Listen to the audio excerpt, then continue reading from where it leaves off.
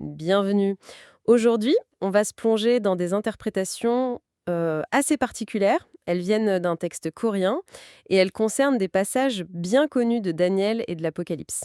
Oui, on va parler de concepts comme le fameux petit livre ouvert ou encore la prophétie de la dernière semaine. Ce sont des sujets qui fascinent, qui questionnent beaucoup. Absolument. Alors notre but aujourd'hui, c'est de décortiquer un peu cette lecture spécifique, de comprendre ce que ces sources disent exactement. C'est ça. Qu'est-ce que signifie ce petit livre pour eux? Comment ils le relient à la prophétie des 70 semaines de Daniel? Et surtout, quel message précis pour notre époque, pour les derniers temps, ils pensent y trouver? Parfait. Alors allons-y. On commence avec ce livre un peu mystérieux, Apocalypse 10 donc. Un ange puissant tient un petit livre. Oui, et le détail crucial sur lequel la source insiste, c'est qu'il est ouvert. Pionoin en coréen. Ouvert. Et pourquoi c'est si important? Ça fait écho à quelque chose d'autre? Tout à fait, le lien est fait immédiatement avec le livre de Daniel, chapitre 12. Là, il est dit très clairement à Daniel de sceller certaines paroles prophétiques. Ah oui, jusqu'au temps de la fin. Exactement. Donc, pour cette interprétation, voir un livre similaire décrit comme ouvert dans l'Apocalypse, c'est un signal fort. Ça voudrait dire que ce temps de la fin, il est plus lointain, il est là ou imminent. Donc l'ouverture même du livre, c'est le premier indice. C'est ça. Ça renvoie aussi à Apocalypse 22, verset 10.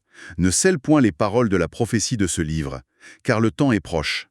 L'idée, c'est que ce livre ouvert contient spécifiquement les révélations pour la toute dernière phase. Ce que Daniel appelle la 70e semaine, la dernière semaine, Majimak en ciré. Précisément.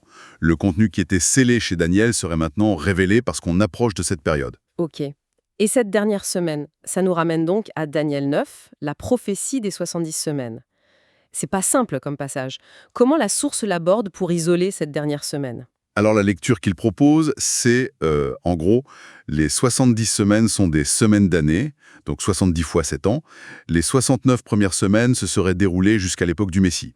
Sa venue, son ministère, sa mort. Jusque-là, c'est assez classique comme interprétation. Oui, mais c'est après que ça devient spécifique à cette source. Ils disent qu'ensuite, il y a eu une très longue interruption. Une sorte de période de vide, Konbekki. Une pause dans l'horloge prophétique. Une pause. De combien de temps à peu près? La source avance le chiffre d'environ 2000 ans. Donc une très longue parenthèse après les 69 semaines accomplies. Et du coup, la 70e semaine, la toute dernière période de 7 ans? Elle serait encore complètement à venir, future. Et pas juste future, mais imminente. Le texte va jusqu'à suggérer que l'année 2025, par exemple, est très proche du début de cette semaine finale. Waouh, d'accord. Il faut bien préciser que c'est la chronologie de cette source qu'on expose ici. Mais c'est vrai que ça crée une perspective. Daniel reçoit la prophétie, mais meurt bien avant. Jean, lui, écrit après les 79 semaines, pendant cette supposée longue pause. Exactement. Et pour Jean, comme pour nous aujourd'hui selon cette lecture, cette dernière semaine n'est plus lointaine, elle est sur le point de commencer. Ça met une tension, quoi. Tout à fait. La chronologie qu'il donne, Daniel, puis 600 ans environ Jean, puis 2000 ans, et nous, maintenant, proches de 2024-2025, et du début, ça souligne ce contraste entre la longue attente et l'imminence soudaine. Revenons à cet ange d'Apocalypse 10, celui avec le livre ouvert. Sa description est impressionnante. Un pied sur la mer, un sur la terre. On se demande souvent qui c'est. Jésus, Un ange créé? la source dit quoi? C'est une question qui est abordée, oui. Le texte note que certains détails font penser au Christ glorifié. Mais il relève aussi que le terme grec utilisé est angelos ishros. Ange puissant. Himsenchansa, en coréen. Voilà. Et ce même terme, ange puissant, on le retrouve en Apocalypse 5 pour désigner un être qui semble être un ange créé, distinct de Dieu ou de l'agneau. Donc il ne tranche pas. Il laisse l'ambiguïté? Oui. La source préfère ne pas affirmer catégoriquement. L'important pour eux, c'est pas tant qui est l'ange, mais ce qu'il fait.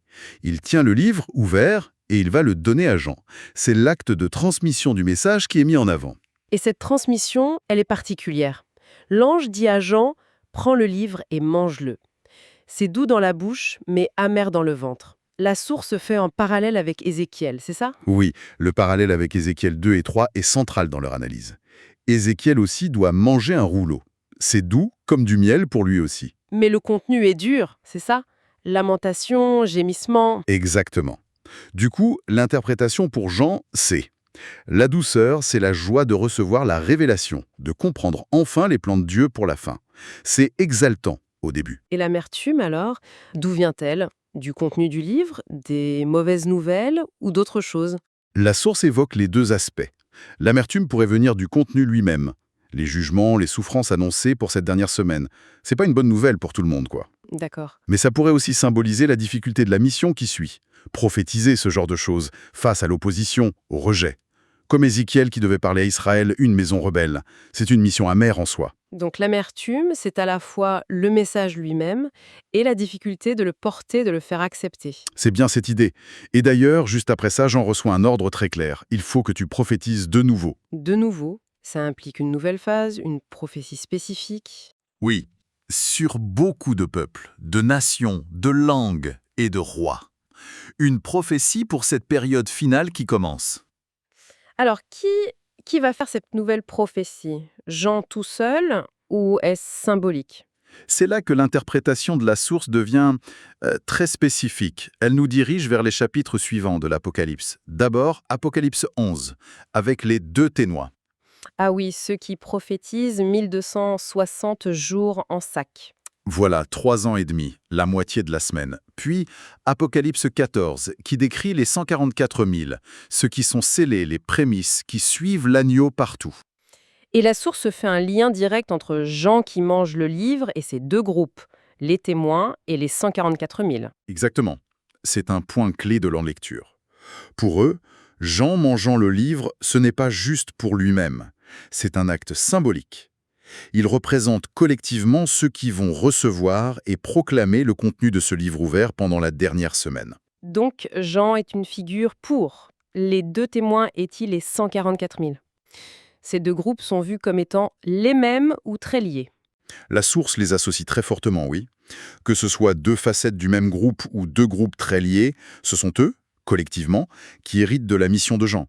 Ce sont eux qui reçoivent le message du petit livre et qui doivent délivrer ce message éternel adapté à la fin des temps. Et leur rôle est comparé à celui d'Élie. Oui, comme Élie qui devait venir avant le grand jour de l'Éternel, selon Malachie 4, pour appeler à la repentance, pour préparer le chemin. Une mission de restauration et d'avertissement. D'accord. Et juste avant l'apparition de ces deux témoins, dans Apocalypse 11, il y a cette scène où Jean doit mesurer le temple. Oui, une scène très importante pour cette interprétation. Jean reçoit un roseau, comme une verge, et on lui dit « Mesure le temple de Dieu, l'autel et ceux qui y adorent. Mais pas le parvis extérieur. Il doit le laisser de côté car il est donné aux nations. Qu'est-ce que ça peut bien vouloir dire mesurer le temple? » Alors, premier point selon la source, le temple ici, ça ne peut pas être le bâtiment à Jérusalem. Il était détruit quand Jean écrivait. Logique. Donc c'est symbolique. Oui, le temple symboliserait la vraie communauté des croyants, l'Église authentique si on veut, ceux qui adorent vraiment Dieu. Et l'acte de mesurer alors, qu'est-ce que ça symbolise? Ce serait un acte de séparation, De distinction faite par Dieu lui-même. mesurer. Ce serait identifier, reconnaître et peut-être protéger ceux qui lui appartiennent vraiment. Ceux qui adorent dans le temple, à l'autel. Les croyants sincères, engagés. Et le parvis extérieur, ceux qu'il ne faut pas mesurer, ils représentent qui alors? Eux, ce seraient ceux qui sont, disons, dans l'enceinte, mais pas dans le cœur du sanctuaire. Ils font partie de la communauté visible. Ils se disent peut-être chrétiens, mais leur foi, leur adoration resterait superficielle, extérieure. Des croyants de nom, peut-être, plus attachés au monde. C'est un peu l'idée que la source développe.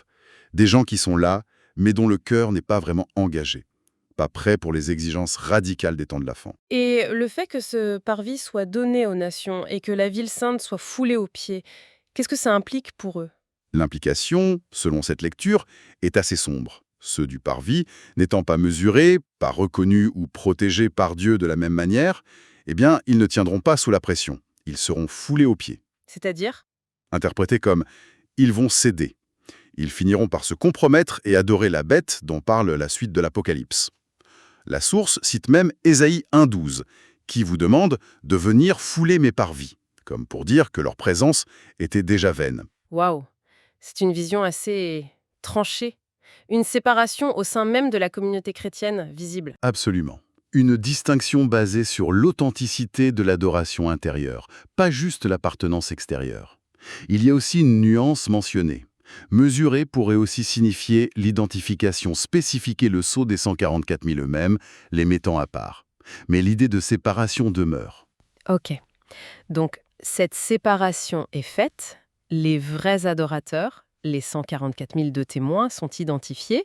Quel est le message qu'ils doivent proclamer? Le fameux contenu du petit livre. On arrive au cœur du message, oui.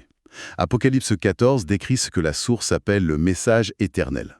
Yangwanan Bogem, c'est proclamé par des anges dans le texte, mais la source dit que ces anges symbolisent le message porté par les 144 000 de témoins. Et il contient quoi, ce message éternel? Plusieurs points cruciaux spécifiques à cette période finale, selon eux. D'abord, un appel. Craignez Dieu, donnez-lui gloire. C'est l'heure du jugement. Un appel à reconnaître Dieu face à la bête. Ensuite, Adorez le Créateur. Celui qui a fait le ciel, la terre, la mer. Un rejet clair de toute idolâtrie et surtout de l'adoration de la bête et de son image. et il y a une annonce aussi, non? Oui, l'annonce de la chute de Babylone la Grande. Le système mondial ennemi de Dieu va tomber. Et enfin, le point le plus direct, le plus grave peut-être. Oui, le point culminant. Un avertissement extrêmement sévère lancé par un troisième ange. Ne pas adorer la bête ou son image, et ne pas recevoir sa marque, que ce soit sur le front ou la main. Et les conséquences si on désobéit à ça? Elles sont terribles selon le texte. Boire le vin de la fureur de Dieu, être tourmenté dans le feu et le soufre, un tourment éternel, c'est très, très fort comme avertissement. Oui, clairement. Donc, pour cette source, l'épreuve de foi décisive, le test ultime à la fin des temps, ce serait ça. Refuser l'adoration de la bête et sa marque. C'est exactement ça. Ils insistent là-dessus. Ils comparent même ça aux tests des autres époques. Pour Adam, c'était « ne mange pas le fruit ». Pour Moïse, « obéis à la loi ». Pour les contemporains de Jésus, « accueille le Messie ». Et pour la toute fin, le commandement central, le point de rupture, ce serait ce refus-là. Et donc, logiquement, le but de Satan pendant cette période, ce serait de nous faire échouer précisément sur ce point, de nous pousser à accepter la bête, sa marque. C'est la conclusion logique de cette interprétation, oui. Créer une pression économique, sociale, peut-être même religieuse, tellement forte que refuser devienne quasiment impossible pour pousser un maximum de gens à la compromission. C'est intense. Si on essaye de résumer cette lecture spécifique, on a un petit livre qui était scellé chez Daniel, mais qui est ouvert maintenant parce que la fin est proche. Oui. Son contenu concerne la dernière semaine de Daniel, les 7 dernières années, qui seraient sur le point de commencer après une très longue pause de 2000 ans. Le fait que Jean mange ce livre, c'est symbolique. Ça représente la réception de ce message final par un groupe, les 144 000 ou les deux témoins. Voilà. Eux sont chargés de le proclamer. Et juste avant, l'acte de mesurer le temple symbolise une séparation divine au sein du christianisme. Séparer les vrais adorateurs, ceux de l'intérieur, de ceux du parvis extérieur, qui, eux, risquent de céder. C'est ça. Et le message que les vrais doivent porter, c'est cet avertissement radical. Ne pas adorer la bête, ne pas prendre sa marque. C'est vital selon cette source, de comprendre ça et d'obéir, pour ne pas être du côté de ceux qui foulent les parvis. Ça nous amène à une dernière réflexion, peut-être. La source compare la mission de ces témoins à celle d'Ézéchiel face à un peuple captif à Babylone et souvent rebelle. Oui, le parallèle est intéressant. Si on suit cette idée, est-ce que les croyants d'aujourd'hui ou de demain pourraient être eux aussi comme captifs d'une sorte de Babylone moderne, spirituelle, culturelle, et du coup être aussi réticents à entendre ce message exigeant? C'est une question que cette lecture soulève effectivement. Quelle forme prendrait cette Babylone aujourd'hui? Et comment chacun peut-il s'assurer, ou du moins chercher, à faire partie de ceux qui adorent dans le temple intérieur, et pas juste sur le parvis qui risque d'être balayé? Une question à laisser mûrir. Absolument. Ça invite à une vraie introspection sur notre foi face au monde actuel. Merci beaucoup de nous avoir suivis dans cette exploration assez spécifique de ces textes prophétiques.